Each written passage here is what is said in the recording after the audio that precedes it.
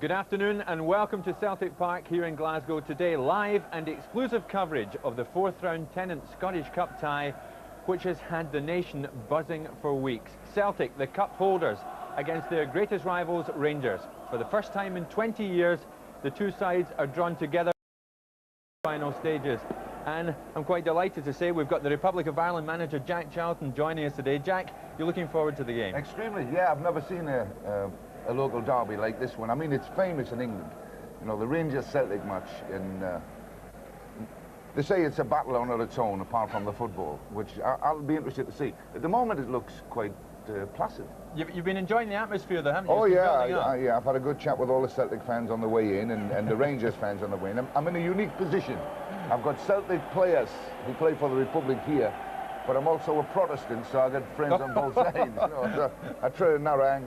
I'm great with both works. Okay, you know something about the fixture, Jack, but it has a particular magic, the Old Firm game. So we here would say, I hope you're going to go along with that in the course of the afternoon.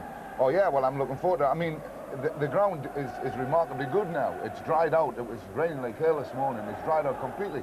So I think this afternoon it'll be good football. There's a bit of wind, which makes it a bit interesting, but I always feel that when you've got a ground that's a bit on the soft side, which this will be, it favours the home side. Sure, well, we're looking forward to it. I'm not going to tip anybody, not in this one. Okay, but we're looking forward to good football, obviously. Well, earlier, both squads arrived here at Celtic Park. Celtic were first to arrive, and they'd been using their usual overnight haunt down at Sea Mill in Ayrshire, and Rob McLean met them as they came off the bus this afternoon. And a real desperation to win in this one, obviously. Well, there's no danger. There's only going to be one winner, and that's going to be Celtic. And the lads in good spirit. Tremendous. We couldn't have been any better, and we're all looking forward to it. Just delighted the game's on, and hopefully everyone watches out for us. So Celtic went inside the stadium. After that, the Rangers players and officials, they arrived. And as you can see, they wasted little time getting into the stadium. The cup, of course, means so much to Rangers, of course, this season. Rangers have never won the cup under Graham Souness. And of course, they lost in the final last season to Celtic at Hampden Park. There's Mo Johnson coming off the bus. Bit of a special welcome, of course, for him at Parkhead. And it went anyway. But as I say, they lost the cup final to Celtic at Hampden last season. Joe Miller getting the goal there. So they dearly want to win today. Ali McCoy's coming off the bus, and we believe that he will play today, contrary to earlier reports that we'd heard. Ian Ferguson entering the stadium too.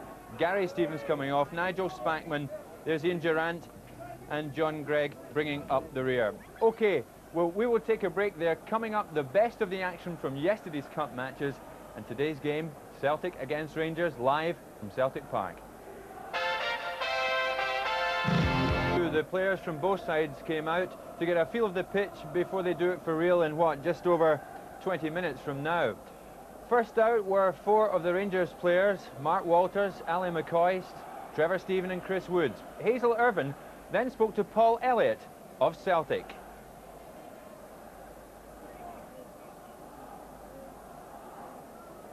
A bit of clamouring for tickets. You must be pleased to be here, firstly. Struggled.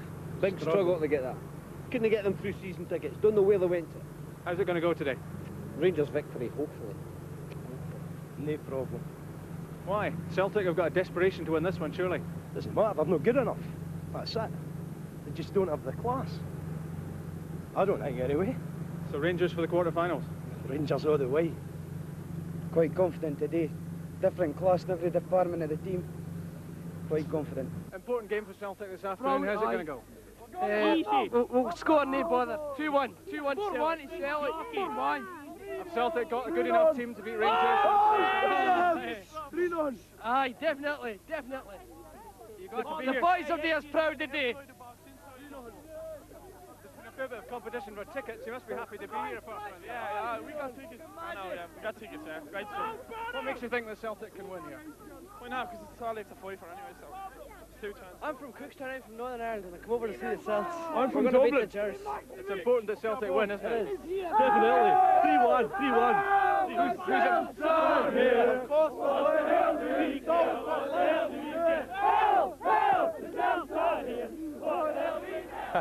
Well, that was not Paul Elliott. I don't know what happened to him. We went live outside the stadium there to speak to some fans. Ron McLean speaking to them. Jackie, I'll come to you in a minute, but obviously big pressure, of course, on the two managers today. probably more so on Celtic manager Billy McNeill, and Hazel Irvine has just had a word with him. Billy, it's been a tremendous build-up to this match. Are you relieved that the day's finally arrived? In many, many ways, yes. As I say, I think we have prepared as positively as we can for it. The lads are in good form, they're in good fettle, and yes, we're ready for it. The pitch is very heavy. It could play a major part in the outcome, I would think. Well, I think we've got to compliment the ground staff here, because there was a spell yesterday when we were really worried about it, but they've worked almost through the night on it. And I think considering the weather, it's in remarkably good order. But it will be heavy, it'll be demanding.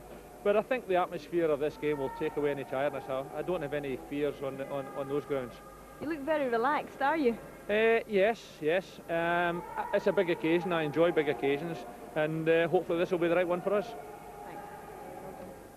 Billy McNeill enjoys the big occasion. There is no bigger occasion than this one. I think we can now go to Hazel, who has Paul Elliott with her now. We've seen that the pitch is in rather heavy condition at the moment, Paul. Do you think that will work to your advantage, though? Not particularly, because at the end of the day I think it could be maybe a disadvantage to both sides, because I think Celtic and Rangers are two very, very footballing sides with exceptional players on both sides, and it's a shame that the pitch is going to be this way. But at the end of the day, you know, it's the conditions are for the 22 players, and at the end of the day, you know, the best team's going to win, which hopefully will be Celtic. We've discussed the spirit amongst the Celtic team at the moment. Are the guys ready for this match? Yeah, we're ready. I mean, to be quite honest with you, you know, we're going to this game with a lot of confidence, because we had a very, very good game at Aberdeen last week, and I feel that certainly since I've actually been here, we've not played as some good football as we played as Aberdeen, so it's coming for a right time. We're due for a bit of a break in the luck, and obviously I think it's going to come today. You've been considered the underdogs, Paul, but obviously I'm sure you would feel that counts for nothing. To be quite honest with you, I mean, I've been here a short time in Scotland, but, you know, a Celtic Rangers game, previous form counts for nothing, and I feel that today is going to be a game where it's going to be very open, it's going to be very entertaining. At the end of the day, only the best side I feel is going to win.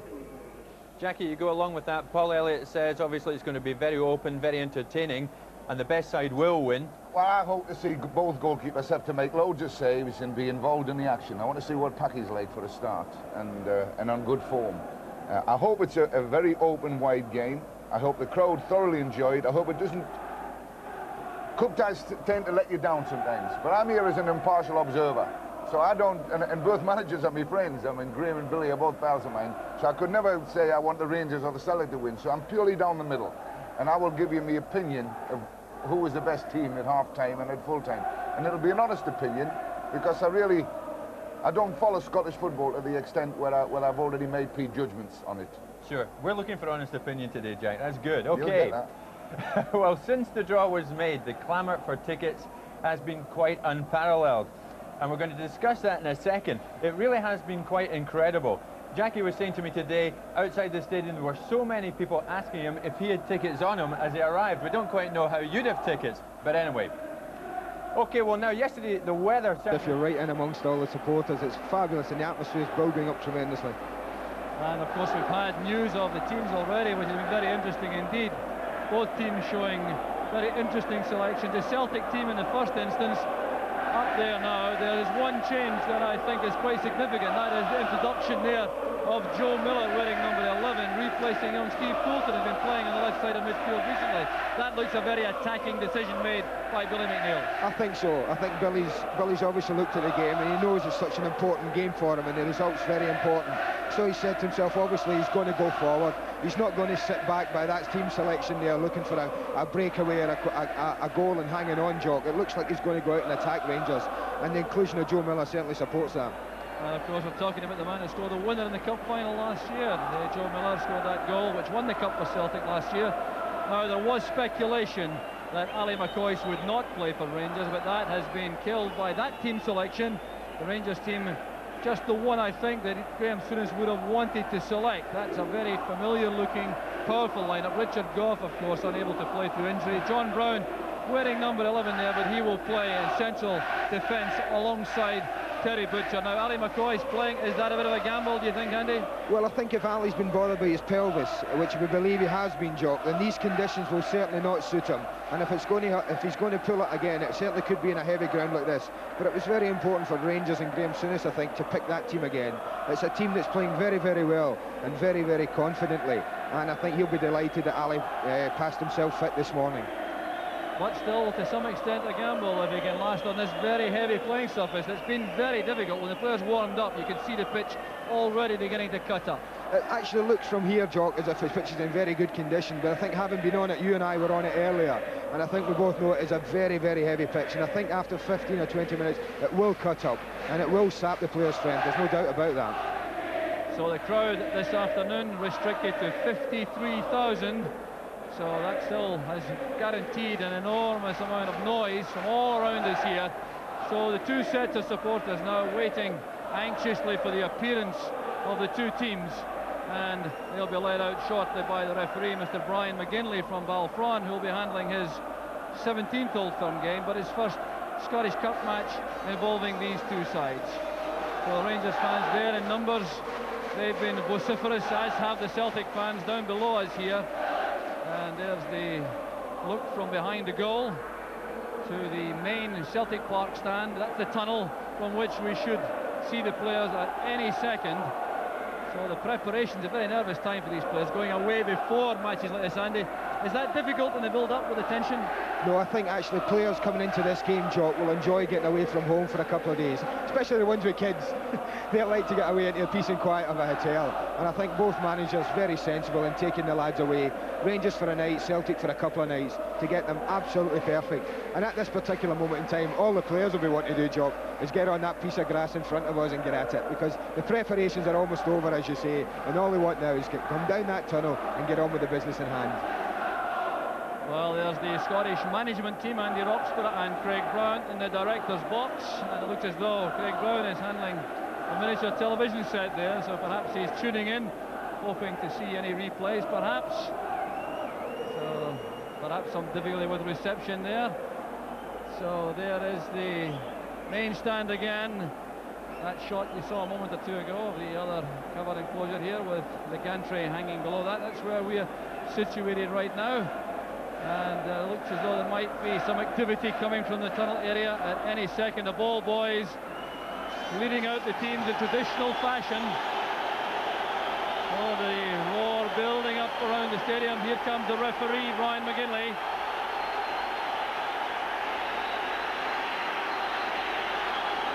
So the officials, Mr. Cathcart, or Dr. Cathcart on the left, Mr. Allison from the police on the right of the picture as Brian McGinley leads out both sides. Ryan Scott and Graham Smith, the two physios coming out there looking quite relaxed. So the players making for the centre of the field. And there's the welcome from both sets of supporters. There's the Rangers fans being saluted now by the players. And the Celtic fans too, in greater numbers, of course. It's their home match. Greeting the players. Well, that long wait in the dressing room is over for these players. They'll be happy to be out there, and they'll realise now the wind is gusting around the playing pitch. It will be very difficult early on, perhaps for the goalkeepers in particular, but these early stages will be vital, and Paul Elliott will have a vital role in the heart of that Celtic defence, now reaching something like his peak as a Celtic player after a slow start caused by illness and injury, but a very powerful and influential player now in the Celtic defence. And last year, Darek Dobczek won a Polish Cup medal for Legia Warsaw, but he's sampling the Old Firm atmosphere in a cup tie for the first time. He did play in the league match at the New Year, but he's a very accomplished defender indeed. And another big occasion for the Rangers striker Maurice Johnston, who always gets a hostile reception here at Celtic, where he played with such distinction before. He's now scored 14 times this season. He'll be looking to add to that this afternoon.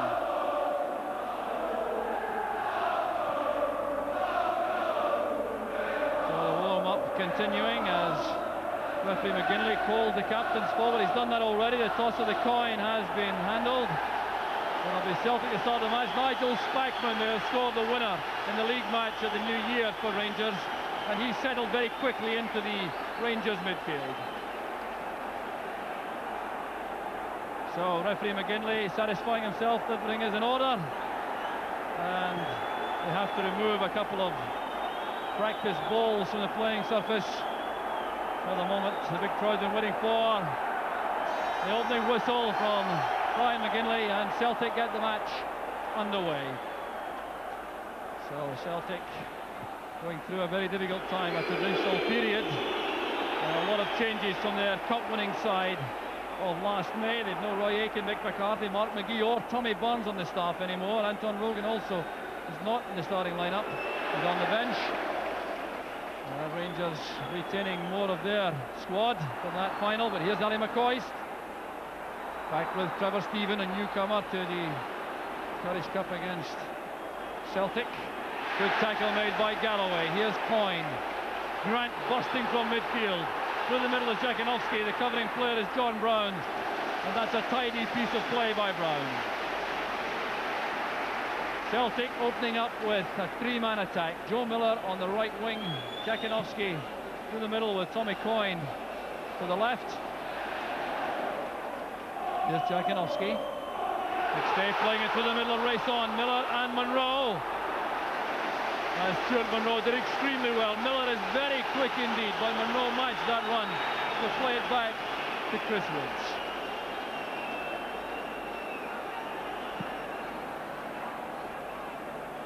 Top check. Played forward by Stevens, looking for McCoist. Rangers in their familiar 4-4-2 formation. McCoist and Johnston, the twin spearhead. Ferguson on the right flank of the midfield. Stephen and Spackman in the middle, and Mark Walters on the left.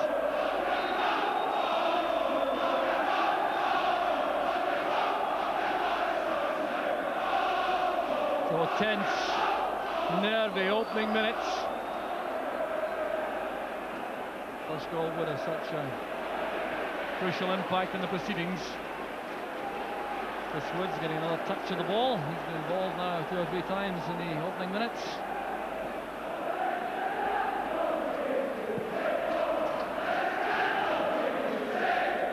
Top check, tangling there with McCoist. Celtic at the throw.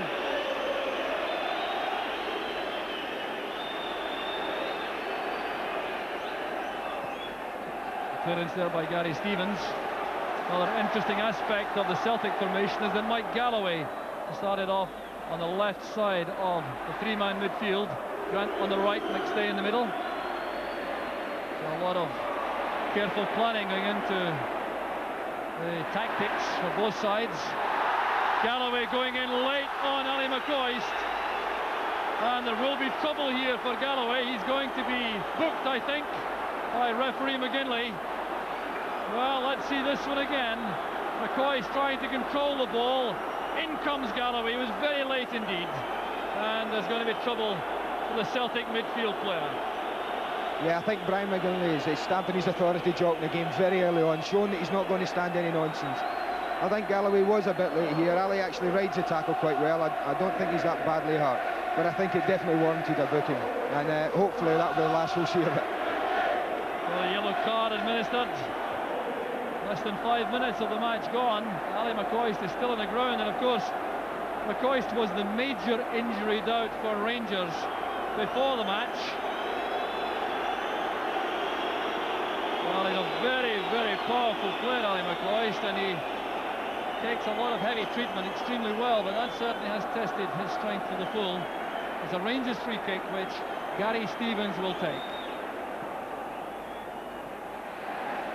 Away by Dobchak. There's Brown to Stevens. Sidestepping Coyne. Galloway coming in quickly. Well, that certainly will have to have the effect of curbing Mike Galloway, because with the booking so early in the match, he'll have to be particularly careful when he's making any challenges. A vital part of his game is his combative impact. There's Brown's long clearance. That's all the way through to Pat Bonner.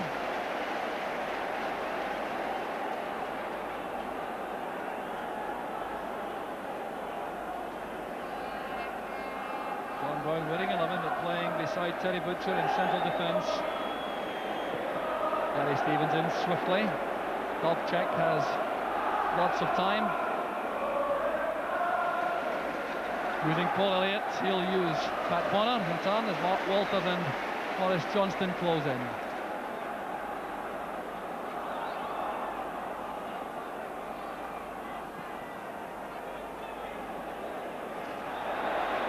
Coyne and Stevens collide, and the decision goes against Gary Stevens. He clearly thought he'd been given the free kick.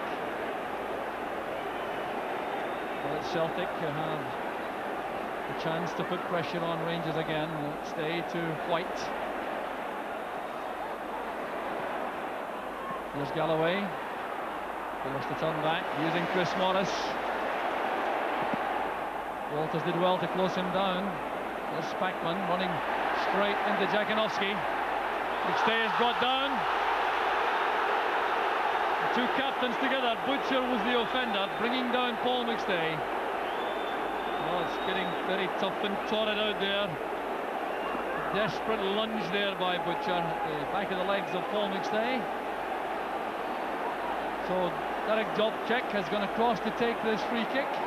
He's there with Chris Morris, the two fullbacks together. Scrambled wide there for Grant. That's well taken by Woods. A good piece of goalkeeping. Peter Grant certainly hits this in with lots of power. The shot from Dobchek coming off the wall. The clearance finding its way there to Peter Grant. And deflection there, but Woods did well.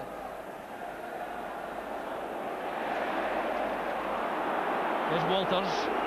First real chance to test the right flank of the Celtic defence. McCoy's trying to help that on.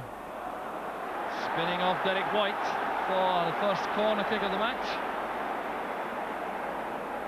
And the signal for Terry Butcher to make his way to the near post area for Rangers. John Brown also hovering at the edge of the box. Taken by Stephen. There's Butcher. Now Johnston. Morris at full stretch. Jakanowski. Monroe returns it, only as far as Peter Grant. Brown to Stephen. Johnston is offside.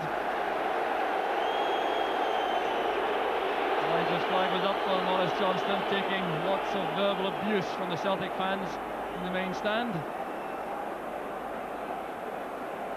So a very effective corner kick this, the near post, where Butcher helped it on. Johnston trying to play it back across the face of the goal, and Chris Morris did well.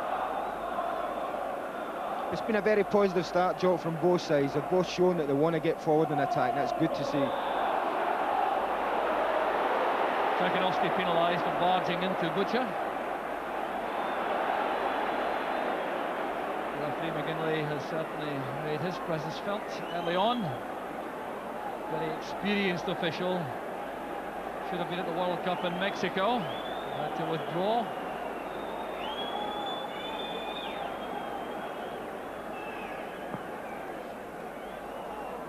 Butcher's free kick. Dobchek nodding it back calmly to Connor.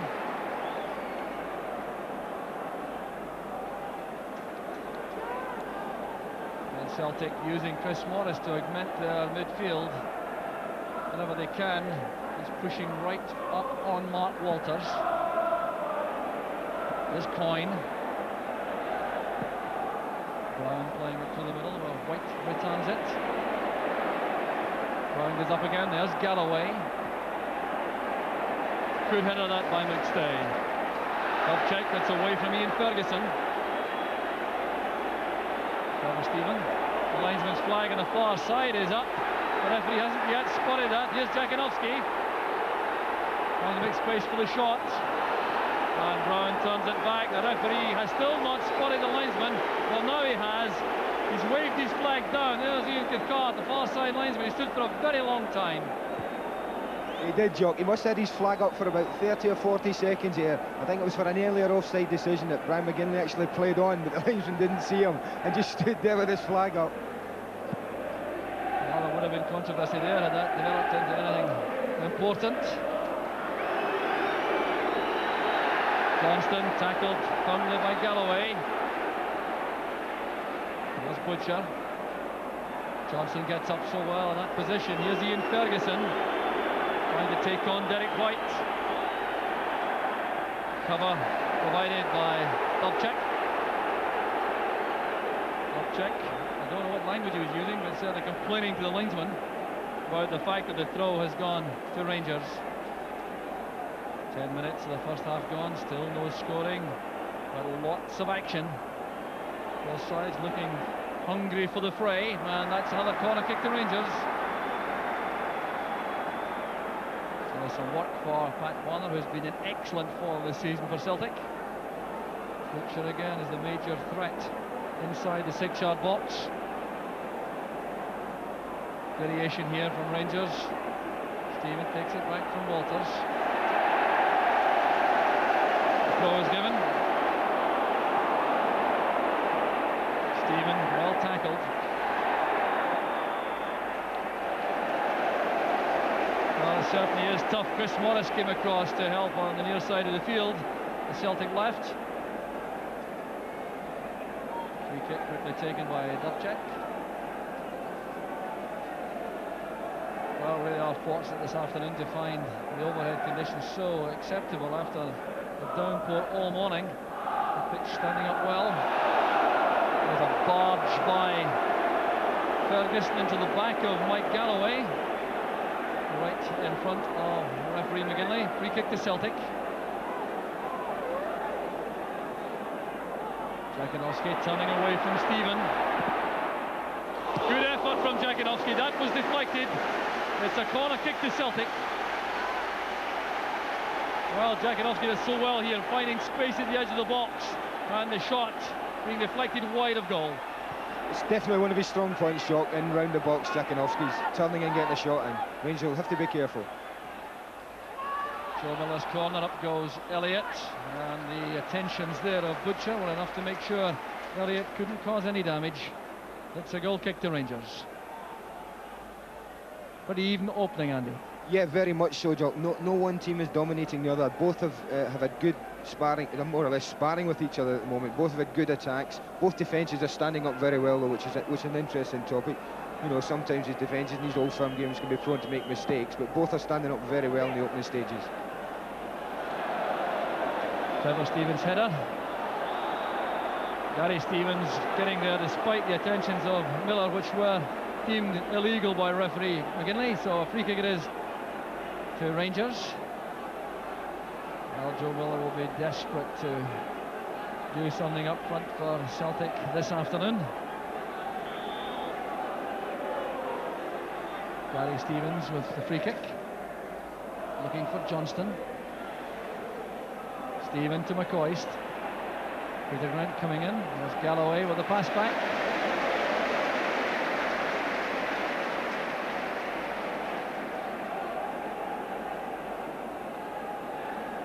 The Celtic already have altered their attacking formation. Coyne has gone to the right flank. Miller has crossed to the left. That's intended for Coyne. Neither he nor Munro can reach it.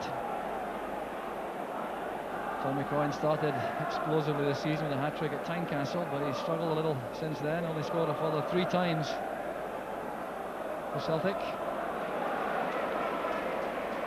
Derek White tidying up.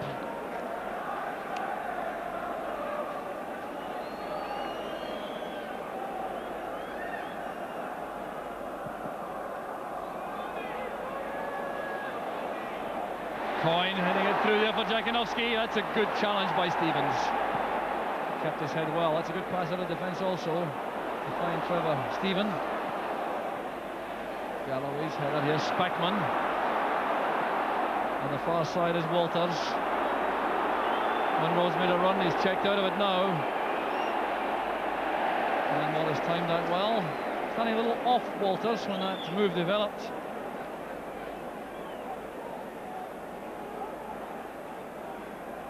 Here's McCoist. Eased off the ball by Paul Elliott. Maurice Johnston cut off the pass back. Here's McCoist for Johnston, but he's offside, it won't count. Beautifully finished there by Maurice Johnston.